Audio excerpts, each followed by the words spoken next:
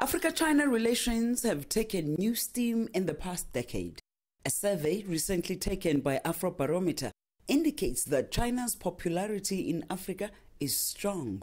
But public discourse continues on whether the relationship between China and Africa is on equal footing.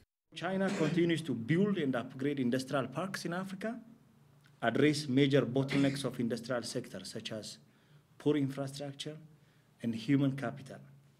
In this regard, China pledged $10 billion funds for industrial cooperation in the next 3 years. And Ethiopia, Kenya, Tanzania, Congo, Brazzaville, South Africa were chosen to act as the base in Africa's industrialization effort, while Egypt, Angola, and Mozambique were chosen as priority partners for production capacity cooperation. Chinese interests on the whole continent encompass natural resources, trade, security, and diplomacy, amongst other things.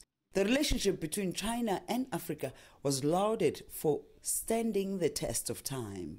Professor Kwing-guo, however, lamented how Africa at times failed to capitalize on its resources.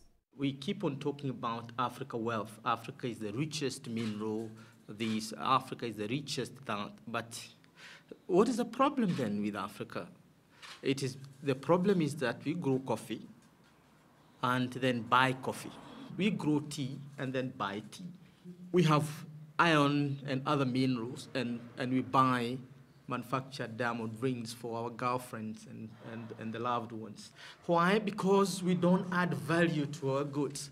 So the newest thing that came to me from FOCAC meeting 2015 here in Johannesburg was the promise that the future of Africa is industrialization. And industrialization is simply adding value to our goods so that they go up the value chain in the world market. The scholars encourage the African continent to pioneer their own projects.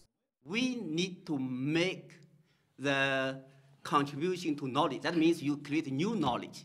Otherwise, you take something from somewhere else, reproduce it, it does not work because there's no new knowledge.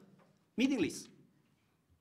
Okay, same here, okay, for your economic plan, you learn from other people, their success and failure, number one.